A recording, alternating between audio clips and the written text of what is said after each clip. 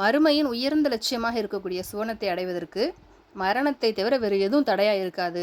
இந்த அமல் என்ன அமல் நபி ஸல்லல்லாஹு அலைஹி வஸல்லம் குறிப்பிட்டாங்க. இஸ்லாத்தை அதன் தூய வடிவில் அறிய விரும்பக்கூடியவர்களுக்காக இந்த பதிவு.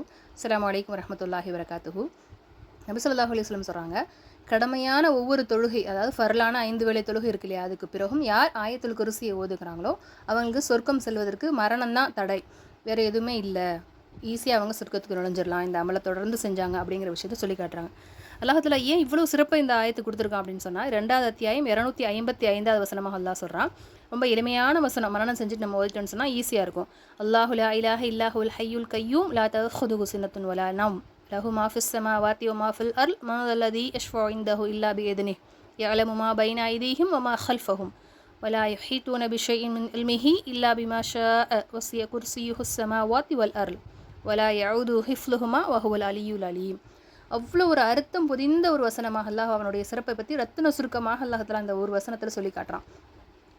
அல்லாஹ் அவன் தான் யாருன்னு சொன்னால், இந்த வானம் பூமி எல்லாவற்றினுடைய அரசனாக இருக்கிறான், வணக்கத்திற்குறன் வேறு யாருமே இல்லை அவனுக்குன்னு சொல்லிட்டு சிறு உறக்கமோ ஆழ்ந்த உறக்கமோ எதுவுமே ஏற்படாது. வானங்களில் உள்ளதுலேயும் பூமியில் உள்ளது எல்லாமே அவனுக்கு தான் உரியது. அவன் அனுமதித்தாலே தவிர அந்த மறுமை நாளில் யாரும் அவனிடத்தில் பரிந்து பேசவே முடியாது.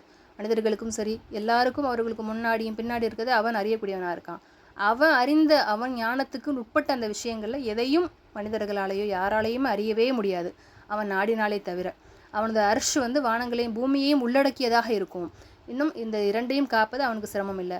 அப்போ மரணம் நிகழ்ந்துச்சுன்னு சொன்னால், நன்மை செஞ்சாங்கன்னு சொன்னால் சுவனத்தை அடைய முடியும்.